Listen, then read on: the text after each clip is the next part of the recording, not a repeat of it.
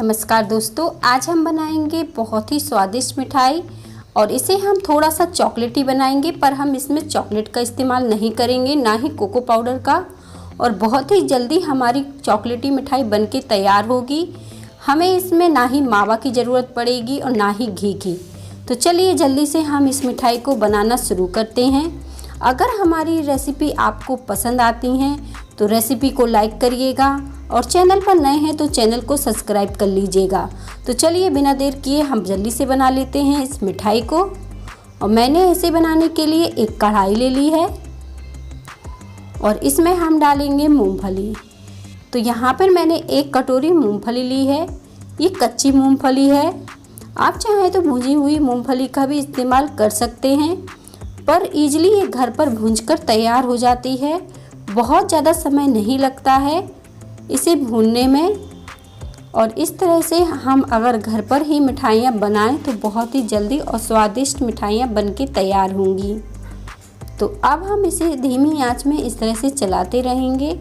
5 से 6 मिनट बाद देखेंगे कि हमारी मूंगफली भूनकर तैयार हो जाएगी। और इस तरह से हमने इसे चलाते हुए भून लिया है। अब हम इसे चेक भी कर लेते हैं कि कैसी हमारी मूंगफली भुजी है। तो इसे चेक करने का मैं एक आपको तरीका बताऊंगी, जिससे आप जान जाएंगे कि मूंगफली हमारी अंदर तक भूंजकर तैयार हुई है कि नहीं। इस तरह से हम एक मूंगफली को उठाएंगे और हाथों से इस तरह से मसलेंगे। अभी ये बहुत गर्म है तो आप इस को ध्यान से करिएगा मूंगफली को, या फिर निकाल कर थोड़ा सा ठंडा कर चेक करिएगा। और इस तरह से हमने इसे चेक कर लिया है तो गैस को बंद कर देते हैं और इसे निकाल लेंगे एक प्लेट में। इसे हमने ठंडा कर लिया है रखकर। ठंडी होने के बाद ही हमें इसका छिलका साफ़ कर लेना है। तो मैं आज 2 तरीके से बताऊंगी मूंगफली को छिलका कैसे साफ़ करना है। आप चाहें तो इस तरह से हाथों से मसलते रहिए तो ये छिलका अपने आप ही निकलता जाएगा। तो इस तरह से भी आप मूंगफली को छिलका साफ़ कर सकते हैं, या फिर एक और तरीका मैं आपको बताती हूँ जो बहुत ही इजी है। तो उस तरीके से भी आप मूंगफली को साफ़ कर सकते हैं। और मैंने यहाँ पे एक टॉवल ले ली है और टॉवल की सहायता से ही अब हम मूंगफली को साफ़ कर लेंगे। आप मूंगफली से मैंने कई तरह की मिठाइयाँ बनाकर आप अपलोड की हैं, जो आप लोगों को बहुत ही पसंद आई हैं। इस तरह से इसीलिए मैं एक नए तरीके की मिठाई की रेसिपी लेके आई हूँ जो आपको ज़रूर पसंद आएगी। अब हमने मूंगफली को एक प्लेट में निकाल लिया है और अब हम इसे इस तरह से साफ़ कर लेते हैं। बहुत ही इजीली ये साफ़ हो जाएगी। बस हम इसे इस तरह से करते जाएंगे और मूंगफली हमारी साफ़ हो जाएगी। निकालते जाएंगे लाल वाला पार्ट। अब मूंगफली में हम देख लेंगे कि कोई ख़राब मूंगफली तो नहीं है जो मुंह का टेस्ट ख़राब करती हो या फिर जल गई हो। तो इस तरह से बीन के हम ख़राब वाली मूंगफलियों को निकाल देंगे। तो इस तरह से आप इन्हें देख भी सकते हैं कि ये इनमें से कोई ख़राब तो नहीं है। अब हमें इन मूंगफली को पीसना है। तो इसके लिए हमें चाहिए एक जार, और जार में हम ढेर सारी मूंगफली भरकर नहीं पीसेंगे, बहुत थोड़ी ही मूंगफली डालेंगे। और मिक्सी को भी ध्यान से हम चलाते हुए रोक कर इसे चलाकर पीसेंगे, नहीं तो ये तेल छोड़ देगी। तो एक साथ मिक्सी को ना चलाएं, धीमे धीमे ही मिक्सी को चलाकर इसे छानें। और थोड़ा थोड़ा करके हम बाकी मूंगफली को भी पीसते जाएंगे और इसे छान लेंगे। और इस तरह से हम इसे छान कर तैयार करेंगे, क्योंकि इसमें अगर दाने रहेंगे तो मिठाई हमारी उतनी स्वादिष्ट नहीं बन पाएगी।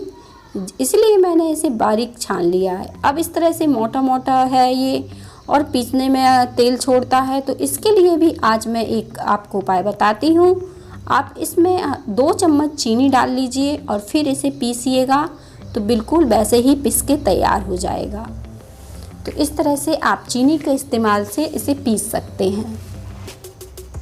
और फिर से अब हम इसे छान लेंगे। चीनी डाल के भी हमने इसे पीस लिया है। अगर पीसते पीसते आपकी मूंगफली बहुत ज़्यादा गीली हो जाती है, तेल छोड़ देती है, तो भी कोई दिक्कत नहीं, बस आप उसे अच्छे से पीस लीजिए और उससे भी मिठाई बना सकेंगे। 1/3 कप हमने यहाँ पे चीनी ली है और उतना ही हमने इसमें पानी डाल दिया है। इसमें हमने बहुत ज़्यादा चीनी का इस्तेमाल नहीं किया है, थोड़ी सी चीनी अपने टेस्ट के हिसाब से कम ज़्यादा भी आप ले सकते हैं। पर इस तरह से अगर मैंने जैसे बताया है तो ये परफेक्ट मीठी मिठाई बनके तैयार होगी। अब आपको चाशनी बनाने में बहुत दिक्कत होती है तो आज मैं चाशनी नहीं बनाऊंगी और इस तरह से मैं इसे सिर्फ पकाऊंगी गाढ़ी होने तक। आप चाहें तो तार बनाकर भी इसे चेक कर सकते हैं, नहीं तो बस इस तरह से आपको गाढ़ी चाशनी दिखने लगेगी तो आप तुरंत इसे डाल दीजिएगा। आँच को इस समय धीमे पे भी रख सकते हैं या फिर बंद, जैसी आपको सुविधा हो। और इसे अच्छे से अब हम मिलाएंगे।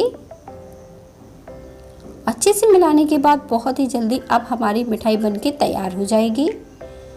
और आज हम ना कोको पाउडर डाल रहे हैं, ना ही चॉकलेट, और चॉकलेटी मिठाई बना रहे हैं जो सभी बच्चों का फेवरेट है। आज हम उसी को इस्तेमाल करके ही मिठाई बनाएंगे। तो आप सोचिए ज़रा कि क्या है सभी बच्चों का फेवरेट, तो उसी से डालकर आज हम मिठाई बनाएंगे। और देखें ये इस तरह से थिक हो गया है, अब हमें ज़्यादा थिक नहीं करना है। एक कटोरी में हम थोड़ा सा इसका हिस्सा एक निकाल लेंगे, इस तरह से हम इसे निकाल लेंगे।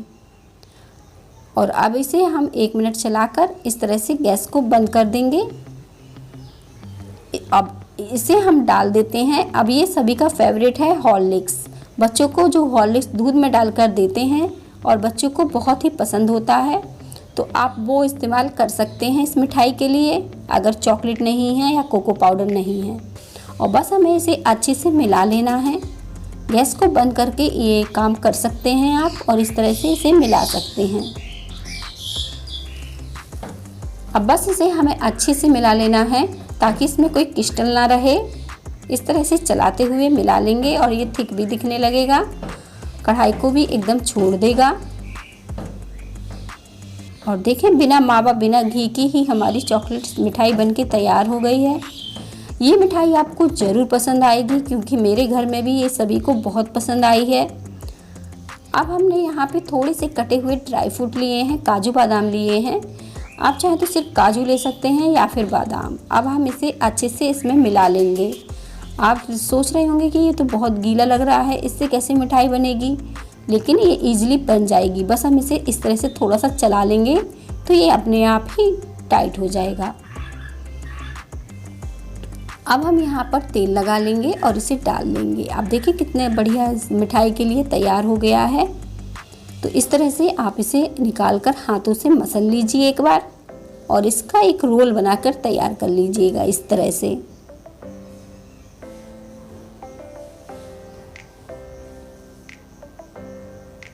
और ये बहुत ज़्यादा ठंडा हो जाएगा तो ये मिठाई बनाने में बहुत ही दिक्कत करता है। और इस तरह से अब हम इसका रोल बनाकर तैयार कर लेते हैं।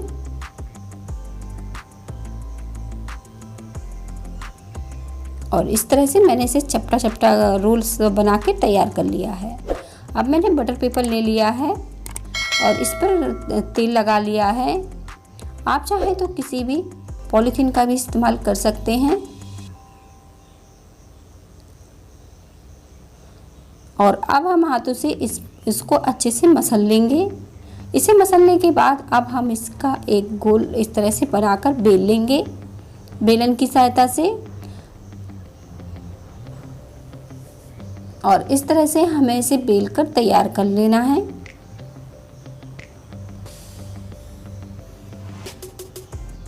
और हमने इसे बेलकर अच्छे से तैयार कर लिया है, बहुत ही बढ़िया बिल गया है। अब हम जो रोल हमने बनाया था इसके ऊपर रखकर हम इस तरह से कवर कर देंगे और बस इसके घुमाते जाएंगे और कवर करते जाएंगे।